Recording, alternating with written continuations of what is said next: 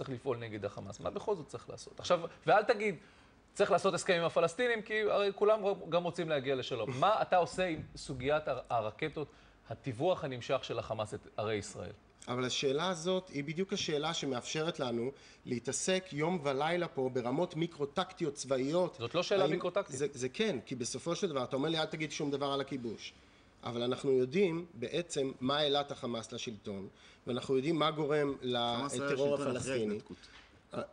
מה זה? החמאס עולה לשלטון אחרי התנתקות. זהו בדיוק. זה מה שאני רוצה להגיד. שגם אחרי התנתקות לא גמרנו עם הכיבוש.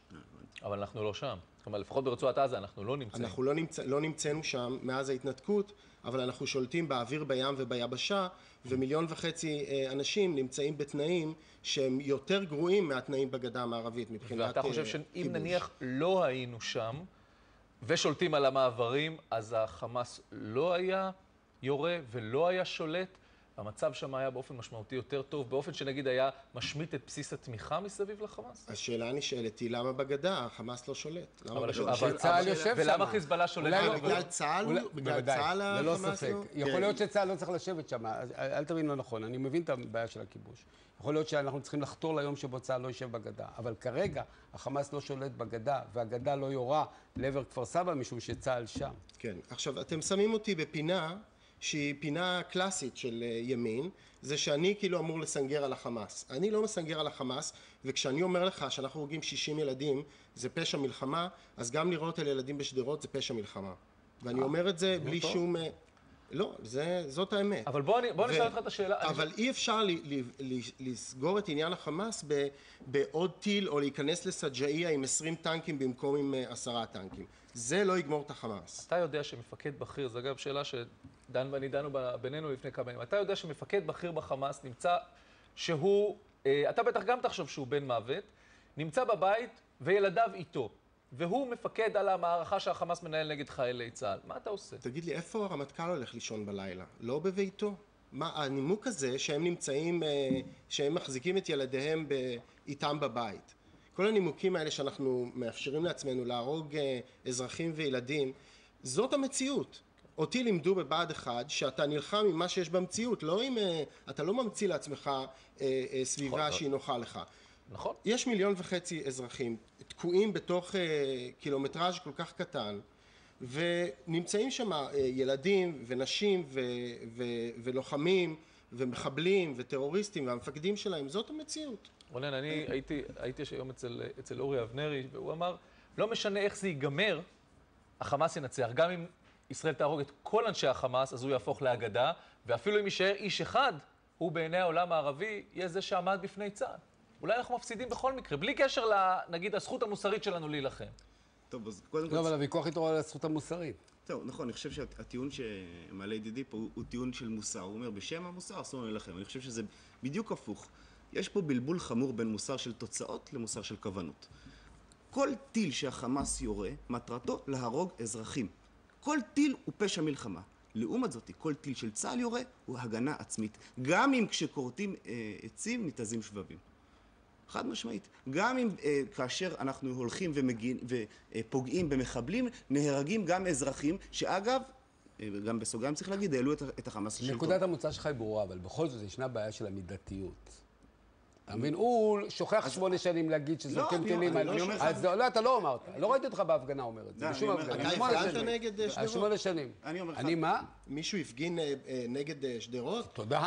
לא, מה זה, איזה הפגנות? לא, אבל עזוב, אני עכשיו בוויכוח איתו. עכשיו אני אומר לך, תשמע, אבל יש בעיה של המידתיות. אז המידתיות אמורה להיות... רגע. פתאום הרימה של ילדים בעזה... לא, אבל השאלה היא אחרת, דן, אם היינו מצליחים להרוג, המטרה של צה"ל, כמו שאני רואה אותה, זה להרוג את כל המחבלים של החמאס ולנסות להימנע מפגיעה באזרחים. וככה צה"ל פועל, צריך להגיד את זה. ככה צה"ל מנסה לפעול. אבל הוא לא יכול לא לדעת שהתוצאה תהיה גם פגיעה... הרי אם המטרה הייתה, אם היינו רוצים לחסל את החמאס, אז יכולנו להתנהג כמו אנגליה במלחמת העולם ולהפציץ כמו בדרזדן, נכון? אבל אנחנו לא במלחמת העולם. לא, נכון, אנחנו לא. אנחנו גם נמצאים 60 ומשהו שנה אחרי. רק לצורך הטיעון. אם לא היה אכפת לנו מחיי האזרחים הפלסטינאים שאינם מעורבים בלחימה, יכולנו להפגיז מהאוויר בצורה שיטתית. שיותר אכפת לנו מבית הדין הבינלאומי, אבל זה לא משנה כרגע. אני חושב שהשורה התחתונה היא שאנחנו מוכנים לסכן חיים של חיילים שלנו על מנת ליצור פגיעה מינימלית באזרחים פלסטינאים. ואני חושב שזה דבר שראוי להעריך אותו. אתה בטח לא חושב שאנחנו יוצרים פגיעה מינימלית. אני חושב שהסיפור הזה עם כוונות ולא כוונות הוא ממש מגוחך בעיניי, כשאנחנו מדברים על 60 ילדים הרוגים ו100 אזרחים הרוגים, כולל נשים, כן? בשבוע.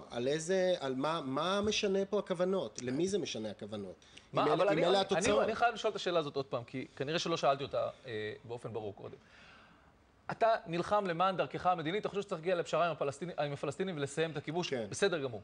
אבל הסיטואציה הנוכחית היא שהחמאס חתם על תעדיה, סיים את התעדיה והתחיל שוב לירות על ערים ישראליות. מה אתה עושה? מי סיים את התעדיה? אתה קובע, כולם קובעים שהחמאס סיים את התעדיה. הרי אין פה אפילו דיון על באמת, כן, אנחנו מדברים כל הזמן להיכנס בבית או לא בבית, אין אפילו דיון מי באמת סיים את התעדיה. אני מזכיר לך שמי שהפציץ ראשון, אש, כן? זה היה, אנחנו ירינו על מנהרה. זה מה שסיים את הפסקת האש. אף אחד לא מדבר על זה פה בישראל. המנהרה הזאת הייתה אמורה להיות מנהרה לגלעד שליט 2. יחטפו חיילי צה"ל. אבל אסור לחטוף בתעדיה? אולי מותר? וחוץ מזה שהם רצו לחתום על תעדיה בתנאים שונים, שבעצם לא יאפשרו לישראל לסגור את המעברים. מי ירה ראשון? זאת השאלה. בהקשר לתעדיה רק, לסיום התעדיה. בוודאי שהראשונים שירו היו אנשי החמאס, שהקדימו ביריות שלהם את העניין של המנהרה. לצערי, בגלל ויכוח אחר, אני אומר לך, תסתכל בכותרת הראשית של הארץ ב-15 וב-16 בדצמבר, שם ח'אלד משעל, מגדולי ההומניסטים של העולם החמאסי, אומר, נגמרה התעדיה. ואחרי זה מחמוד זהר אומר, אני בדקתי את זה בגלל ויכוח אחר שהיה כאן, אומר, אנחנו נשבור את הנוסחה הישראלית שמותר להם לסגור את המעברים כשיורים עליהם. ככה הוא אומר. ולכן אין תעדיה. אין סיבה אחרת לכך שאין תעדיה. זאת הסיבה. זאת הסיבה לזה. אני רוצה לשאול אותך לסיום שאלה אחרת ברמה האישית. תגיד, זה לא נורא קשה להיות בכזה מיעוט מותקף? הנה גם כאן אתה חוטף משלושתנו. אולי הוא יהיה... האמת שכן. האמת שזה מאוד מאוד קשה, והרבה יותר קל לשבת בבית ולשתוק. ולהסתכל על כל הכתבים הצבאיים ועל כל השיח הישראלי שהוא עיוור לחלוטין גם לסבל בשדרות בעיניי, כי מה שהוא מציע לא יביא שקט לשדרות, ואם יביא אז זה בסגנון לבנון, ל4 חודשים, לשנה, הפתרון, שקט אמיתי בשדרות, שזה מה שגם אני רוצה, ובעוטף עזה, לא פעולה כזאת ולא הפעולה הבאה תביא. גם אני קורא לא לשבת בבית, אלא מי שמאמין צריך לבוא, היום בערב גם אפשר לבוא ולתמוך. אבל אין ספק בדבר אחד, שזה קשה מאוד להיות במיעוט קטן, ומי שעושה את זה, אז לא מסכים עם דרכו, אבל אני חושב שזה... במלחמת לבנון היה די קצר הטווח בין להיות מיעוט קטן לבין רוב. טוב, נראה. לא בטוח שזה... תודה רבה לכם. תודה. אתה יודע, אגב, בכל זאת צריך להגיד שאנשי השמאל, שבאמת היו במיעוט, בשורה ארוכה של מקרים, חלק אחרי זמן קצר, וחלק נניג במקרה של אורי אבנרי אחרי זמן ארוך, דעתם הפכה, לא רוצה להגיד לקונסנזוס בכל המקרים, אבל דעתם הפכה לדעה מאוד מאוד מקובלת. נדמה לי שבאורוך הקרואי, בדרך כלל השמאל, או במאזן השמאל ניצח. טוב. שלום רינה עזרא. שלום לכם.